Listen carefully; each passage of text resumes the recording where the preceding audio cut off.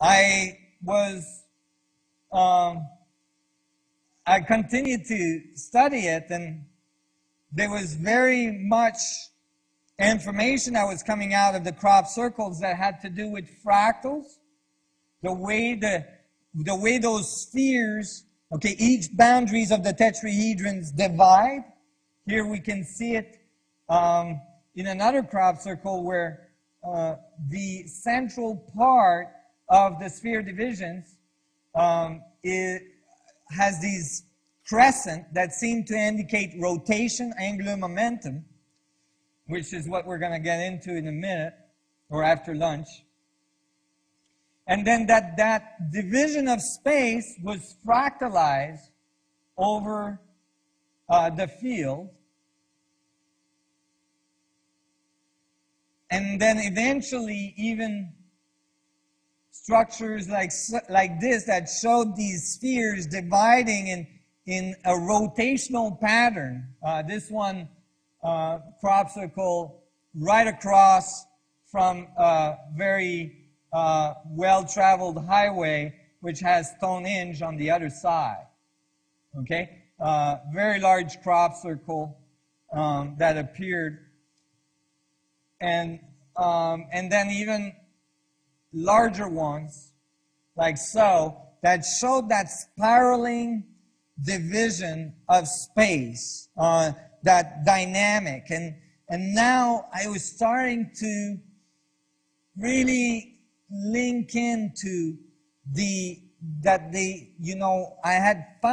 believed I had found a fundamental structure of equilibrium for the vacuum state. Now I had to understand the dynamics that fundamental structure generated in the field equation, the dynamics of it, not the static view of it, but the dynamics of it, the angular momentum, the rotational part of it, the field equation that emerged from it. Because remember, the vacuum state geometry would be the structure that goes towards infinitely small, that collapses into singularity. There's the other side of the equation, the feedback, which is the radiative side, which has all these energy levels and all these dynamics in it, and that had to match to the geometry of space. From this seed, how would the field get generated? I had the static model of the structure of the vacuum, but that was only the vacuum state moving towards infinity. I didn't have the vacuum state generating the electromagnetic radiation from that division of the space. And so I started to, realize that they had to be angular momentum, they had to be spin involved in the space-time manifold to generate that boundary. In order for the vacuum to generate a boundary, it had to have some kind of shearing, and in technical terms this is called shearing modulus, that would divide the space, that would fracture the structure at very specific intervals. And I was thinking about it, and I was studying and studying, and then eventually it came to me, and I realized, and it came to me in different ways. I realized that they had to be gyroscopic reasons. They had to be gyroscopic dynamics of the angular momentum of the metric of space. And I start to study gyroscopic effect, angular momentum and Coriolis forces and all this. And I started to study deeper and deeper in physics, and especially in Einstein field equation, how we dealt with rotation and angular momentum. And I realized that in many cases, we in general try to avoid spin and angular momentum. We try to make things freeze up so that they can get simpler and easier to map out.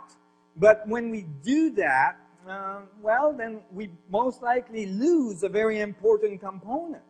And then I realized that we had done that with something very, very fundamental. And I started to study how Einstein came to his equations and how his equations were solved. So Einstein did this. He basically, in general relativity, he extrapolated that gravity may not be an internal force of an object, but instead the force of that object applied to the structure of space-time itself. And the way you can describe it simply, imagine a surface of a trampoline. And that trampoline has a big ball, a heavy ball on it. Now the surface of the trampoline around the ball is going to curve like this. And that you could call space-time curvature. And if you took another ball and you put it in the trampoline, it would want to rotate or roll or have an orbit around that first ball because of the space-time curvature around it. This is the typical visualization that you get from space-time curvature. When Einstein wrote this idea of this metric, curving and creating this space-time curvature, he didn't solve it. He just threw out the idea, basically. And he published it, and he thought it's going to take a while before this is solved because it's really complex. But there was a German physicist on the Russian front that got a hold of his paper. His name was Karl Schwarzschild. And he thought, hey, let's try solving this. So while dodging bullets and being sick and everything, he solved Einstein field equations. And when he did so, he simplified the equations, he simplified the models so that it would be easier for him to do a first approximation. And the way he did that is that he assumed that the object had no angular momentum, no rotation. Okay? So he solved the equation for something that's not spinning, because it was the first approximation. He sent the result to Einstein, and Einstein was so impressed that it was already solved, that a solution had already been found. He right away sent it to the Prussian Academy and got it published. And so that was the first solution to Einstein field equation, and it's called the Schwarzschild solution, or the Schwarzschild radius. The thing is that when the Schwarzschild radius was solved, when Einstein field equations were solved for the first time, the result of the solution was nothing else than a black hole. Okay? That is, when he tried to solve the solution to calculate how much gravity something produces, you had to have infinite potential in the middle to solve it, meaning it creates a nonlinear infinite potential at the center. His equation predicts black holes. And that's why right away there was talks about how this equation could predict something like a black hole. But, you know, at the time this was highly theoretical, and nobody had ever thought that they would actually come across a black hole in the universe. So everybody basically ignored that part of the equation and said, well, we can use the weak curvature to predict, you know, the curvature of light around the sun, or how something would land on a, you know, how much planets or how much galaxies, you know, they rotate and how they're organized.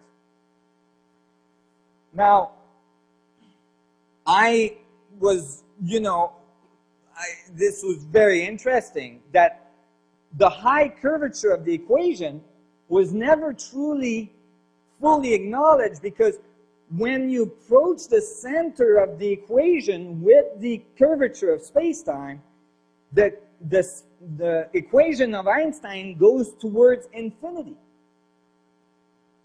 So remember, I was telling you everything is a black hole because it's dividable to infinity. Well, here you have Einstein field equation telling you that it is so. That in fact you need that singularity in the middle in order to even calculate the weak curvature. And basically what we did is we used the weak part and we just let go of the other part unless it was called a black hole. What I'm saying here is that that first approximation had no rotation and predicted black holes. Okay? So eventually, with Elizabeth Rauscher, we wrote a paper. This is the title of the paper, The Origin of Spin, a consideration of torque and Coriolis forces in Einstein field equations and grand unification theory. This is a paper that's in peer review right now. It's a result of what I'm talking to you about. This is a new solution to Einstein field equations. Okay? There was a solution that was given to Einstein field equation after Karl Schwarzschild. It took a very long time. It wasn't given until 1965. In 1965, the Kerr and Newman solution was rendered, in which you had a black hole, or the object was allowed to spin and have charge. So it had spin, angular momentum, and charge. And it took all the way from Einstein writing these equations to 1965 before that was able to be figured out. So you can imagine the complexity, and this is basically the solution that's mostly used to interpret what we see around stars, black holes, galaxies, and all this. There's a problem though.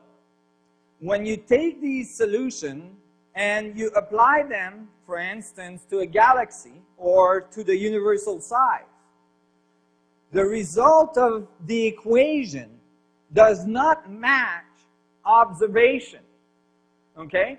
The result of the equation only predicts 4% of what we see out there. All right?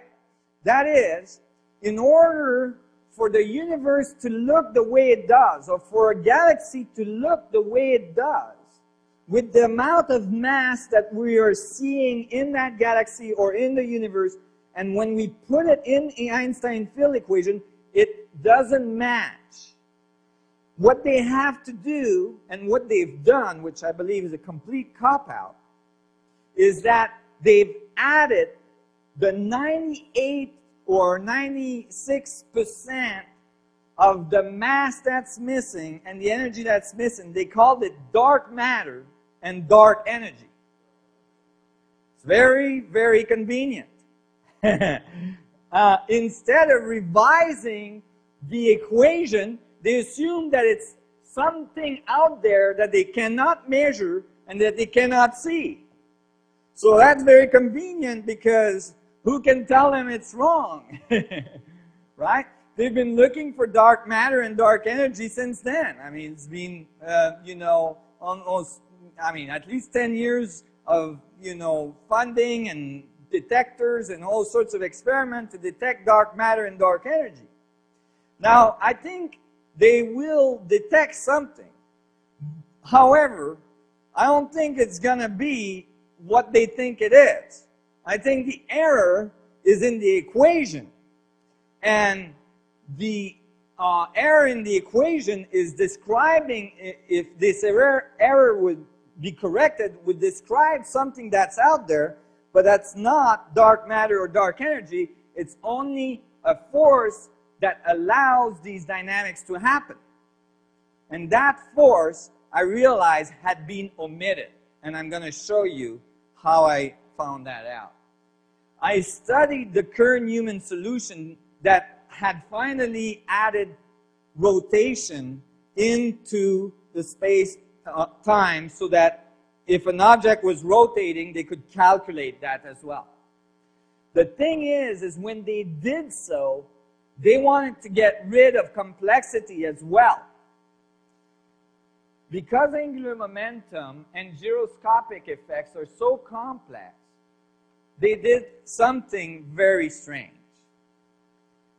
They decided to eliminate the gyroscopic effects of rotation, like eliminating Coriolis forces and torque and things like precession and all this. Well, how would you do that?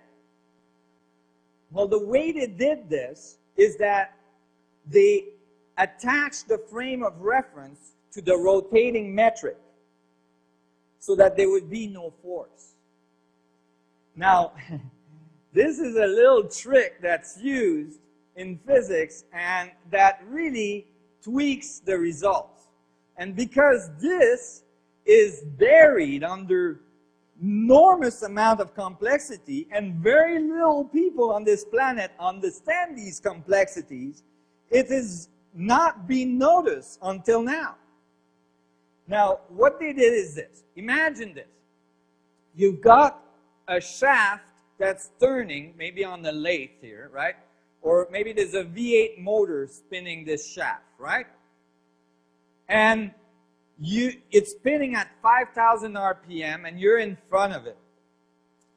And in a moment of illumination or in a moment of extreme stupidity, you grab onto that shaft, all right, with all your might. Well, you're going to experience some effects, okay? Those effects have to do with shearing, like your skin flying off, you know, heating, like smoke coming off your fingers, you know, all sorts of effects like this that are certainly uncomfortable and that have to do with the force of torque applied now to your hands, right? That's forcing that shaft to spin. All the, you know, 300 horsepower of that V8 motor spinning that shaft. Well, if I grabbed you at the exact moment that you went to grab that shaft, if I grabbed you on your center of gravity and spinned you at the exact same rate, you would feel no force. You would feel no effects in your hand. It would be stationary relative to you. You see? However, I could still say that I'm accounting for angular momentum because I could count the turns that you're going around. So I would have a frequency rate of angular momentum. You see? And that's what they did. Why did they do this way? It actually goes all the way back to a fundamental assumption that was made, that things are spinning in a frictionless environment forever. That is, the assumption is, because if you ask a physicist, what is making the Earth spin? They'll tell you it's because it's in the solar system that's spinning.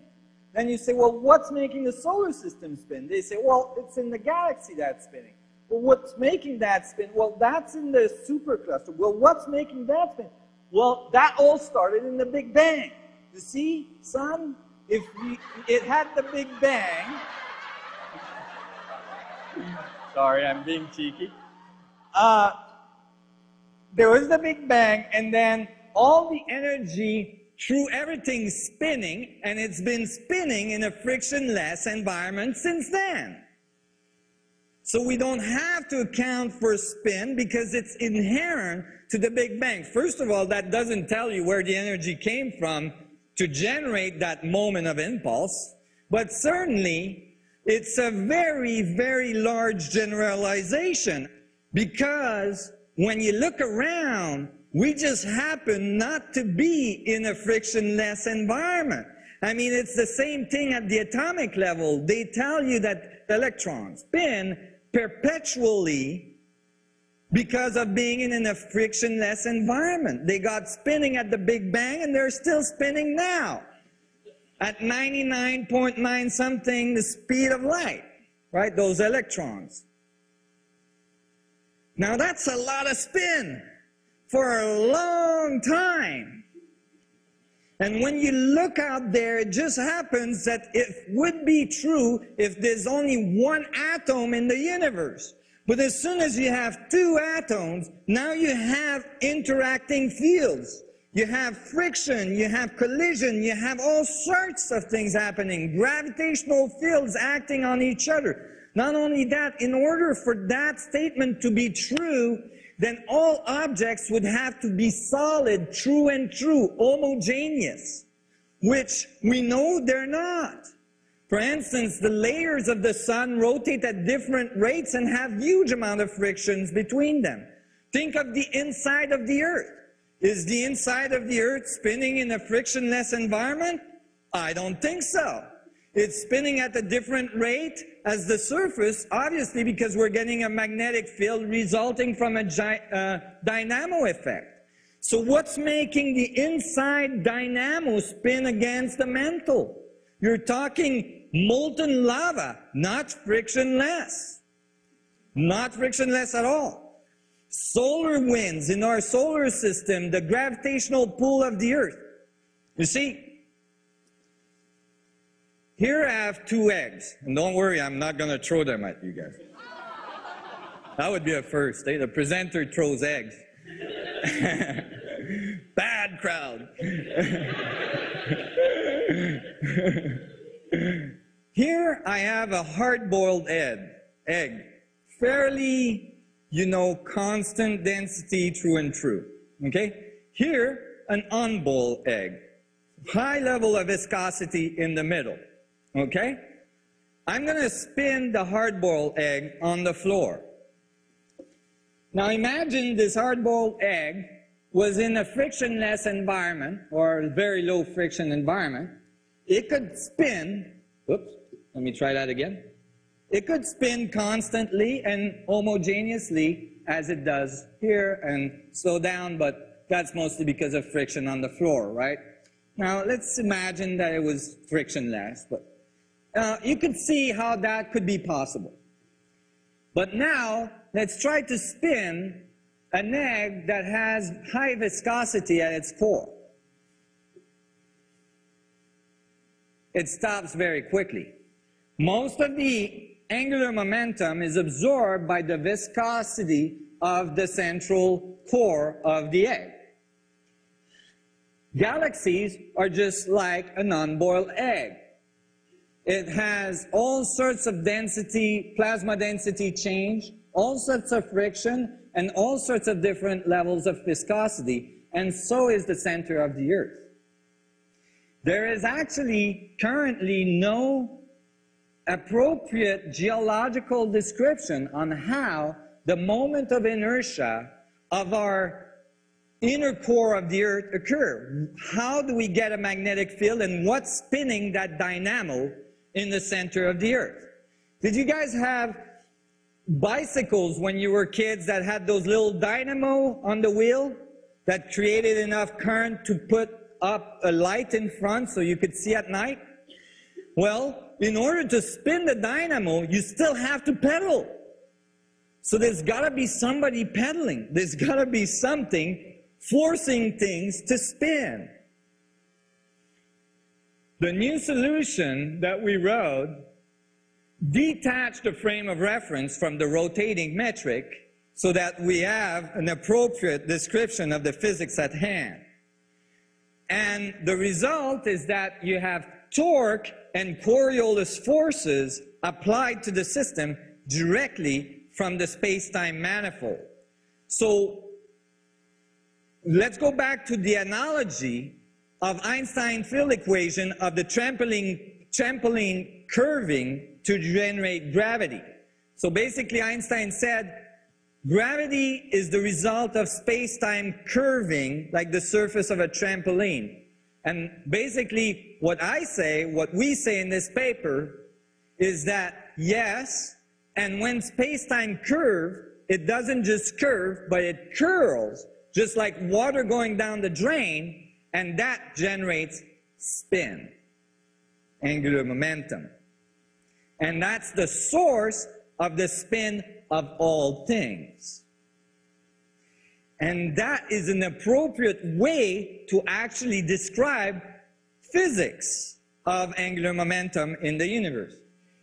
So when we add torque to space-time, the solution gives us a very different picture than a perfect sphere. It generates a torus structure, okay, which is a sphere with two holes in the middle at the north and south pole. And because it has Coriolis forces are the forces that makes water rotate in one direction in the north hemisphere and in the other in the south hemisphere, that makes hurricanes rotate in the opposite direction, that makes plasma dynamics on the sun rotate in the opposite direction. Because Coriolis forces were added to the equation, so what we did is we added a term for torque and the Coriolis forces as a secondary rank tensor on the space-time manifold. The result is a double torus structure, a double torus manifold that has this dynamic, which is viewed here from above as a rotating yin-yang sign, if you'd like. Right. And so that's quite a different picture. And it's quite a different view of the universe, because now space-time is the source for spin, for Coriolis forces, for the magnetic fields, and now we can start to drive the whole equations of creation based on this space-time torque, generating even gravity and electromagnetic radiation. Because you see, now we have a direct balance equation. This is the next paper we're writing right now, is the balance equation that shows that there's a balance between how much space-time torque, how much force is applied on the system, and how much shearing that generates, and how much radiation the system outputs. So now you have a feedback between the gravitational field and the space-time torque. And that was the dynamics that I was looking for. If we look at the torus, from above, what's in the middle? Space, vacuum. The middle of the donut has a hole. This is where singularity would be in the center of a black hole. So at the center of the space-time manifold, where we would expect the Planck's distance at singularity, we find the vacuum state polarization. This is why the vacuum has polarity and structure, because space-time has angular momentum, is rotating, which generates acts of rotation that generates structure in the space-time manifold. And so we approach the center of the torus, we approach that point towards the Planck's distance, and we went in, we used group theoretical models to look into there and solve that point for subatomic particle. And when we were able to solve all the subatomic particles, okay, for that point, all the particles we observed, subatomic particles for that point, which were now linked in our mathematics to the space-time manifold for Einstein field equation for large objects, when we went to that point, the solution gave us a vector equilibrium. Okay? This is a solution given out of a set of mathematics that had nothing to do with my instinctive and logical thoughts that have brought me to believe that this had to be the geometry of the vacuum, the geometry of singularity. Yet the mathematics totally confirmed it. This all came together in a beautiful way that generates a full unified field theory in which the dynamics of space-time is that feedback loop between the gravitational field going in and the electromagnetic field going out, and the center vacuum structure, the singularity, which is the fractal space-time grid that defines that field equation.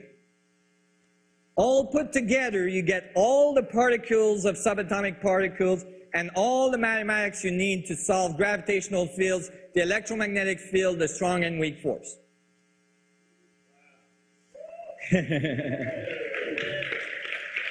Thank you.